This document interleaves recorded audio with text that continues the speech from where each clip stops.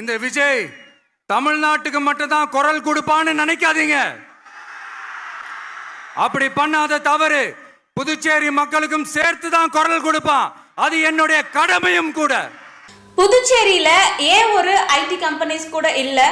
ஒன்றிய அரசு தான் தமிழ்நாடை ஒரு தனி மாநிலமாகவும் புதுச்சேரியை ஒரு தனி யூனியன் பிரதேசமாகவும் பார்ப்பாங்க. நம்ம எல்லாருமே ஒரே சொந்தம் தான். திமுகவை நம்பாதீங்க. இப்படி பல ஒரு குற்றச்சாட்டுகளை விஜய் அவர்கள் பொதுக்கூட்டத்துல இன்னைக்கு பேசியிருந்தாரு. அவர் என்னெல்லாம் பேசியிருந்தாருன்ற பத்தி இந்த ஒரு வீடியோல பார்த்து தெரிஞ்சுக்கலாம் வாங்க. வணக்கம் and welcome back to Sukanya the journalist. Puducherry Uppalam பகுதி பழைய துறைமுகம் மைதானத்துல இந்த ஒரு பொதுக்கூட்டமானது இன்னைக்கு நடந்திருந்துச்சு. 4.5 ஏக்கர் நிலத்துல அந்த ஒரு திடலானது அமைக்கப்பட்டிருந்துச்சு. 700 போலீஸ், 5000 பேருக்கு மட்டுமே அனுமதி. தமிழ்நாட்டை சார்ந்தவர்களுக்கு இல்லாம புதுச்சேரியில இருக்கிறவங்களுக்கு தான் அனுமதி. அந்த ஒரு QR கோட் ஸ்கேன் செய்துதான் அனுமதின்ற மாதிரி பல நிபந்தனைகளுமே அதுல இருந்துச்சு. பொதுக்கூட்டத்துக்கு வர மக்களுக்காக ஒரு குடிநீர் வசதி, கழிப்பறை வசதி, மருத்துவ வசதி, வாகனங்களை நிறுத்துவதற்கான பார்க்கிங் வசதி எல்லாமே செஞ்சு தரணும்னு சொல்லிட்டு போலீஸ் சைட்ல இருந்துமே சொல்லியிருந்தாங்க. விஜய் அவர்கள் பொதுக்கூட்டத்துல என்னெல்லாம் பேசியிருந்தாரு? ஒன்றிய அரசுக்கு தான் தமிழ்நாடு தனி மாநிலமாகவும் புதுச்சேரி தனி யூனியன் பிரதேசமாகவும் இருக்கும். நம்ம யாருக்கும் அப்படி கிடையாது.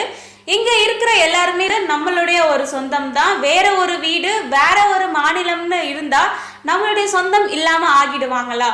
தமிழ்நாடு, புதுச்சேரி, ஆந்திரா, கர்நாடகம் இப்படி எல்லா ஊர்ல இருக்கிற மக்களுமே நம்மளுடைய சொந்தங்கள் தான், நம்மளுடைய உயிர் தான் சொல்லியிருக்காரு. புதுச்சேரினாலே ஸ்பெஷல் தான். புதுச்சேரி மணக்குளம் விநாயகர், அரவிந்தர் ஆசிரமம், வில்லியனூர் மாதா, இது எல்லாமே தான் ஞாபகத்துக்கு வரும். மகாகவி பாரதி அவர்கள் இருந்த மண் தான் புதுச்சேரி. பாவேந்தர் பாரதி அவர்கள் பிறந்த மண் தான் புதுச்சேரி. தமிழகத்துல இருக்க மக்களுக்கு மட்டும் இல்லாம புதுச்சேரியில இருக்க மக்களுக்காகவும் விஜய் அவர்கள் குரல் கொடுப்பாருன்னு சொல்லியிருக்காரு. புதுச்சேரி முதலமைச்சர் ரங்கசாமி அவர்கள் வேற ஒரு கட்சியாக இருந்தாலுமே பாரபட்சம் இல்லாம அனுமதி வழங்கியிருக்காரு. மக்களுக்கான ஒரு பாதுகாப்பையும் வழங்கியிருக்காருன்னு புதுச்சேரி முதல்வருக்குமே அவருடைய நன்றிகளை சொல்லியிருக்காரு. புதுச்சேரிய மறக்க முடியுமா? 1977ல எம்ஜிஆர் அவர்கள் ஆட்சி அமைப்பதற்கு முன்பே 1974ல புதுச்சேரியில எம்ஜிஆர் அவர்கள் ஆட்சியை அமைச்சிருந்தாரு. தமிழ்நாட்டு மக்களும் புதுச்சேரி மக்களும் 30 வருடங்களாக விஜய் அவர்களை தாங்கி பிடித்து கொண்டிருக்கிறார்கள்னு அவர் சொல்லியிருக்காரு. புதுச்சேரியில இருக்க பிரச்சனைகளை பத்தி பேசியிருக்காரு. புதுச்சேரி காரைக்கால்ல 5 மில்கள் மூடப்பட்டிருக்கு, தொழிற்சாலைகளுமே மூடப்பட்டிருக்கு. யங்ஸ்டர்ஸ்கான ஒரு ஐடி கம்பெனிஸ் இந்த புதுச்சேரியில ஏன் இல்லைன்றத அவர் கேட்டிருக்காரு. ஒரு அமைச்சர் ஊழல் செய்த குற்றச்சாட்டுக்காக அவரை பதவியிலிருந்து நீக்கிவிட்டு வேறு ஒருவரை நியமித்து 200 நாட்கள் ஆகிருச்சு. இன்னும் அவருக்கு இலாகா ஒதுக்கவில்லைன்றத பத்தி சொல்லியிருக்காரு. காரைக்கால் ஏனாம் பகுதியில முன்னேற்றங்கள் இல்ல. டூரிஸ்ட் பிளேஸான புதுச்சேரியில கழிப்பட வசதிகள், பார்க்கிங் செய்யக்கூடிய வசதிகள் இல்லன்றத சொல்லியிருக்காரு. புதுச்சேரிக்கும் கடலூருக்குமான ரயில்வே பாதை அந்த ஒரு கோரிக்கை என்ன ஆச்சுன்னு கேட்டிருக்காரு. ஒன்றிய அரசானது புதுச்சேரியை கண்டுக்கவில்லை. இந்த வருடம் மார்ச் 27ஆம் தேதி ஒரு தீர்மானத்தை கொண்டு வந்திருந்தாங்க. மாநில அந்தஸ்து கோரிக்கை தீர்மானம் என்ன ஆனதுன்றத கேட்டிருக்காரு. இந்த மாநில அந்தஸ்து கோரிக்கையானது இப்போ 16வது தீர்மானமாக கேட்டுட்டு இருக்காங்கன்றத பத்தி சொல்லியிருக்காரு. புதுச்சேரியில ரேஷன் கடையிலே இல்லைன்னு சொல்லிட்டு விஜய் அவர்கள் சொல்லியிருக்காரு. இப்படி விஜய் அவர்கள் பல விமர்சனங்களையும் குற்றச்சாட்டுகளையும் ஒன்றிய அரசு மீதும் திமுக அரசு மீதும் வச்சிருக்காரு. இந்த ஒரு ஸ்பீச்சுக்கு பல அரசியல் தலைவர்கள் அவங்களுடைய கருத்துக்களை சொல்லியிருக்காங்க. பிஜேபி உள்துறை அமைச்சர் நமச்சிவாயம் அவங்க என்ன சொல்லியிருக்காங்கன்னா, விஜய் அவர்களுக்கு தமிழகத்துல பேசுவதற்கு வாய்ப்பு கொடுக்கல, அதனால மத்திய அரசை குறை சொல்லி ஏதாவது ஒண்ணு பேசணும்ன்றதுக்காக பேசுறாரு. விஜய் அரசியலுக்கு புதிது, யாரோ சொல்லி கொடுத்தத பேசுறாரு.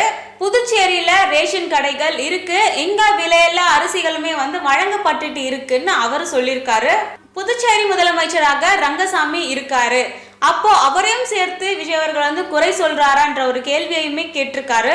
டிஎம்கே செய்தி தொடர்பாளர் DKS இளங்கோவன் என்ன சொல்லியிருக்காருன்னா, தமிழ்நாடு புதுச்சேரின்னு 2 இடங்கள்ல முதல்வராக முடியாதுன்னு விஜய்க்கு தெரியல.